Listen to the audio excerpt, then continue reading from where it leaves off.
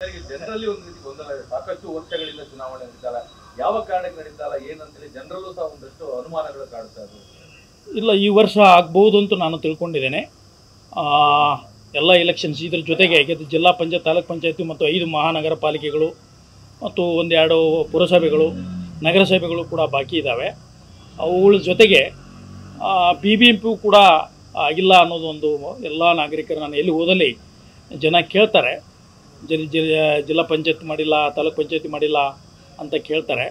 ಅವುಗಳ ಜೊತೆಗೆ ಇನ್ನು ಗ್ರಾಮ ಪಂಚಾಯತಿ ಕೂಡ ಇನ್ನೊಂದು ವರ್ಷದಲ್ಲಿ ಅದು ಬಂತು. ಹೀಗಾಗಿ 1 ವರ್ಷದಲ್ಲಿ ಆಗ್ಬೋದು ಅಂತ ನಾನು ಎಲ್ಲ ಎಲೆಕ್ಷನ್ ಚುನಾವಣೆಗಳು ಆಗ್ಬೋದು ಅಂತ ನಾನು ತಿಳ್ಕೊಂಡಿದ್ದೇನೆ. ನಾವು ಹಾಗೆ ಹೇಳಕ್ಕೆ ಬರೋದಿಲ್ಲ. ಈಗ ನಾವು ಮೇ 31ರೊಳಗೆ ಅವರು ZP ಮತ್ತು ತಾಲೂಕ್ ಪಂಚಾಯತಿ ರಿಸರ್ವೇಷನ್ ಲಿಸ್ಟನ್ನು ಕೊಡ್ತಾರೆ. ಕೊಟ್ಟ ಮೇಲೆ ನಾವು ಅದನ್ನು ತಗೋಬೇಕಾಗ್ತದೆ, ಆಯಿತಾ? ಅದು ಹೈಕೋರ್ಟ್ ಡೈರೆಕ್ಷನ್ ಪ್ರಕಾರ. ಇದು ಮಹಾನಗರ ಪಾಲಿಕೆಗಳಿಗೆ ಮತ್ತೆ ನಾವು ಕೂಡ ಹೈಕೋರ್ಟಿಗೆ ಹೋಗಬೇಕು, ಮಾನ್ಯ ನ್ಯಾಯಾಲಯಗಳಿಗೆ. ಹೀಗಾಗಿ ಪ್ರಿಫರೆನ್ಸ್ ಪ್ರಾಮುಖ್ಯತೆ ಅನ್ನೋದು ಇರೋದಿಲ್ಲ. ಯಾವ್ದು ಮೊದಲು ಬರ್ತೋ ಅದು ಮಾಡ್ತೀವಿ. ರಾಜ್ಯ ಚುನಾವಣಾ ಆಯೋಗ ಸಿದ್ಧವಾಗಿದೆ ಸರ್, ಸ್ಥಳೀಯ ಸಂಸ್ಥೆ ಹೌದು, ನಾವು ಮತ್ತೆ ಚುನಾವಣೆ ಮಾಡೋದೇ ನಮ್ಮ ಉದ್ದೇಶ. ಆಯೋಗ ಯಾವತ್ತೂ ಸನ್ನದ್ಧವಾಗಿದೆ. ಟೀಮ್ ವರ್ಕ್ ಮಾಡ್ತಾ ಇದ್ದೇವೆ ನಾವು. ಜಿಲ್ಲೆಗಳಿಗೂ ಕೂಡ ನಾನು ಪ್ರವಾಸ ಕೈಗೊಂಡಾಗ ಎಲ್ಲ ಚುನಾವಣಾ ಅಧಿಕಾರಿಗಳು ನಾನು ಭೇಟಿ ಮಾಡ್ತೇನೆ, ಅವ್ರ ಜೊತೆ ಚರ್ಚೆ ಮಾಡ್ತಾ ಇದ್ದೇನೆ. ಅವರು ಕೂಡ ಸಿದ್ಧತೆಯಲ್ಲಿ ತೊಡಗಿದ್ದೇವೆ.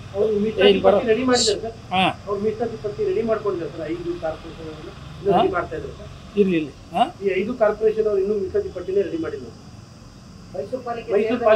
ಇವ್ರು ಮಾಡಲ್ಲ, ಸರ್ಕಾರ ಮಾಡ್ಬೇಕಾಗ್ತದೆ. ಸರ್ಕಾರ ನಾವು ಕೇಳಿದ್ರು ಇನ್ನೂ ಕೊಟ್ಟಿಲ್ಲ. ಅವ್ರು ತಯಾರಿ ಹಂತದಲ್ಲಿ ಇರ್ಬೋದು, ಗೊತ್ತಿಲ್ಲ, ನಮಗೇನು ಮಾಹಿತಿ ಕೊಟ್ಟಿಲ್ಲ. ಒಂದು ವೇಳೆ ಅವ್ರು ಕೊಡದೆ ಹೋದರೆ, ತಡ ಮಾಡಿದರೆ ನಾವು ಹಳೆ ಮೀಸಲಾತಿ ಪಟ್ಟಿ ಪ್ರಕಾರ ಹೋಗ್ತೀವಿ. ಮಾಡಲೇಬೇಕಲ್ಲ, ಯಾಕಂದ್ರೆ 1 ವರ್ಷಗಳಿಂದ ತಡವಾಗಿದೆ. ಇಲ್ಲ, ಅದು ಬೇರೆ ಸ್ಟೇಟಸ್ನಲ್ಲಿ, ಯಾಕಂದರೆ ಅದು ಸುಪ್ರೀಂ ಕೋರ್ಟ್ನಲ್ಲಿ ಪೆಂಡಿಂಗ್ ಇದೆ. BBMP ಅದು ಶಾರ್ಟ್ಲಿ ಇನ್ನೇನು ಮತ್ತೆ ಚರ್ಚೆ ಇದಕ್ಕೆ ವಾದ ವಿವಾದಕ್ಕೆ ಮತ್ತೆ ಬರ್ತದೆ. ಅಂದರೆ ಆರ್ಗ್ಯುಮೆಂಟಿಗೆ ಬರುವಂಥ ಒಂದು ಹಂತದಲ್ಲಿದೆ. ಅಲ್ಲಿಂದ ನಿರ್ದೇಶನ ಬಂದ ಮೇಲೆ ನಾವು ಇಮಿಡಿಯೇಟ್ ತಕ್ಷಣ ಹೌದು. ದೊಡ್ಡ ಕಲ್ಪನೆ ಏನಂದ್ರೆ ಸ್ಥಳೀಯ ಸಂಸ್ಥೆಗಳು ಇರಬೇಕು, ಈ ಟೈಮಲ್ಲಿ ಚುನಾವಣೆ ಆಗಬೇಕು. ಅವಧಿ ಮುಗಿದು 6 ತಿಂಗಳೊಳಗಡೆ ಚುನಾವಣೆ ಆಗಬೇಕಿತ್ತು. ಅವಧಿ ಮುಗಿದು 6 ತಿಂಗಳಲ್ಲ, ಅವಧಿ ಮುಗಿಯೋದಕ್ಕಿಂತ 6 ತಿಂಗಳು ಮೊದಲೇ ನಾವು ತಯಾರಿ ಮಾಡ್ಕೋಬೇಕು. ಅವಧಿ ಮುಗಿದ ತಕ್ಷಣವೇ ಹೊಸ ಆಡಳಿತ ಬರಬೇಕು. ಹಾಗೆ 2 ವರ್ಷ 3 ವರ್ಷ ಆಗ್ತಾ ಇದೆ, 4 ವರ್ಷ 3-4 ವರ್ಷ ಆಗಿದೆ. ಪತ್ರ ಬರೀತಾನೆ ಇದೆ, ಬಟ್ ರೆಸ್ಪಾನ್ಸ್ ಬರ್ತಾರೆ. ಸರ್ಕಾರ ಇನ್ನೂ ಕೂಡ ಮೀಸಲಾತಿ ಪಟ್ಟಿ ಕೊಡ್ತಾ ಇಲ್ಲ.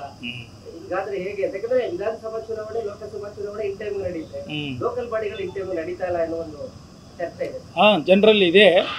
ಈ ವರ್ಷ ಆಗ್ಬೋದು ಅಂತ ನಾನು ಅನ್ಕೊಂಡಿದ್ದೇನೆ. ಚುನಾವಣಾ ಆಯೋಗಕ್ಕೆ ಏನು ಚಾಲೆಂಜಸ್ ಇದೆ ಸರ್? ಯಾಕಂದ್ರೆ ಚುನಾವಣೆಗಳ ನಡತೆ ಸ್ಥಳೀಯ ಸಂಸ್ಥೆಗಳಿಗೆ ತುಂಬಾ ವರ್ಷಗಳಾಗೋಗಿದೆ. ಏನೆಲ್ಲ ಚಾಲೆಂಜಸ್ ಇದೆ ಸರ್? ಈಗ ತಾವು ಬೇರೆ ಬೇರೆ ಜಿಲ್ಲೆಗಳಿಗೆ ಭೇಟಿ ಮಾಡಿದ್ದೀರಾ?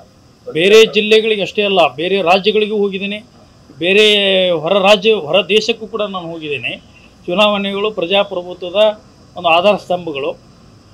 ಜನರಲ್ಲಿ ಒಂದು ತಿಳುವಳಿಕೆ, ಮತದಾನ ಮಾಡಬೇಕು, ಪ್ರಜಾಪ್ರಭುತ್ವ ಉಳಿಬೇಕು ಅನ್ನೋದಕ್ಕೆ ಚುನಾವಣೆಗಳು ಆಗಲೇಬೇಕು. ಈ ಚುನಾವಣೆಗಳಿಂದ ಯುವಕರು ಮುಂದೆ ನಾಯಕರಾಗಿ ಹೊರಹೊಮ್ಮುತ್ತಾರೆ. ನಾಯಕರ ಸೃಷ್ಟಿ ಆದಾಗ ಮಾತ್ರ ಇಂಥ ಒಂದು ಪ್ರಜಾಪ್ರಭುತ್ವ ಗಟ್ಟಿಯಾಗಿ ನಿಲ್ತದೆ. ಹೀಗಾಗಿ ನಮ್ಮ ಚುನಾವಣಾ ಆಯೋಗ ಇದೊಂದು ಸಂವಿಧಾನಾತ್ಮಕವಾದಂಥ ಒಂದು ಆಯೋಗ. ಆರ್ಟಿಕಲ್ 243 ಅದರ ಪ್ರಕಾರ ಈ ಒಂದು ಆಯೋಗ ರಚನೆ ಪಟ್ಟಿದೆ. ನಮಗೆ ಸಾಕಷ್ಟು ಚಾಲೆಂಜಸ್ ಇದ್ದಾವೆ. ಯಾಕಂದರೆ ಸರ್ಕಾರ ನಮಗೆ ಕೋಆಪ್ರೇಷನ್ ಮಾಡಬೇಕಾಗ್ತದೆ ಮತ್ತು ಮೀಸಲಾತಿ ಪಟ್ಟಿಗಳನ್ನು ಕೊಡಬೇಕಾಗ್ತದೆ.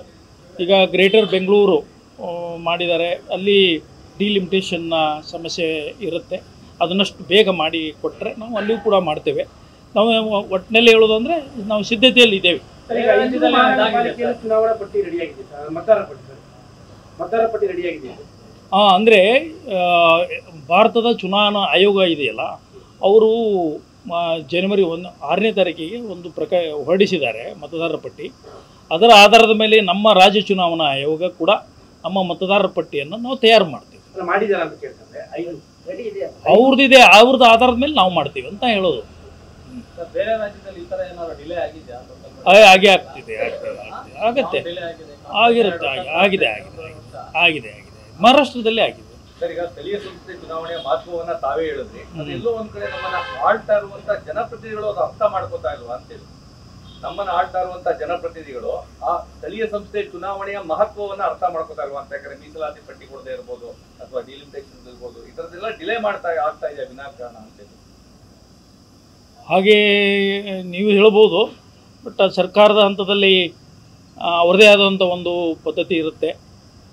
ಮೀಸಲಾತಿ ಪಟ್ಟಿಯನ್ನು ಯಾವುದೇ ವರ್ಗಕ್ಕೂ, ಯಾವುದೇ ಜಾತಿಗೂ ಒಂದು ಅನ್ಯಾಯ ಆಗದೆ ಹೇಗೆ ನೋಡಿಕೊಳ್ಳುವಂಥ ಜವಾಬ್ದಾರಿ ಅವ್ರ ಮೇಲೆಯೂ ಇರುತ್ತೆ. ಮತ್ತು ಹಲವಾರು ಕಾರಣಗಳಿಂದ ಅವರು ಬಿಜಿ ಇರ್ತಾರೆ. ಮಾಡಬಹುದು ಅಂತ ನಾನು ನಿರೀಕ್ಷೆಯಲ್ಲಿ ಇದ್ದೇನೆ. ಆದಷ್ಟು ಬೇಗ ಕೊಡಬಹುದು ಮೀಸಲಾತಿ ಪಟ್ಟಿ ಅಂತ ತಿಳ್ಕೊಂಡಿದ್ದೀನಿ. ಪ್ರತಿ ಬಾರಿ ಚುನಾವಣೆ ನಡೆದಾಗ ಸರ್, ವಿಧಾನಸಭಾ ಅಭ್ಯರ್ಥಿಗಳಿಗೆ ಇಷ್ಟು ವೆಚ್ಚ ಅಂತ ಫಿಕ್ಸ್ ಮಾಡುತ್ತೆ ಆಯೋಗ. ಅದಾದ್ಮೇಲೆ ಒಂದಷ್ಟು ಇಂಬ್ಯಾಲೆನ್ಸ್ ಆಗಿದೆ. ಇಷ್ಟು ದಿನಗಳಾದ್ರೂ ಅದೇನಾದ್ರೂ ಇಂಪ್ಲಿಮೆಂಟ್ ಆಗುತ್ತೆ ಸರ್? ದುಡ್ಡು ಫೀಸ್ ಮಾಡೋಂಥದ್ದು ಜಾಸ್ತಿ. ವಿಧಾನಸಭಾ ಮತ್ತು ಲೋಕಸಭಾ ಚುನಾವಣೆಗೆ ಸಂಬಂಧಪಟ್ಟ ನನ್ನ ಹಂತದಲ್ಲಿಲ್ಲ.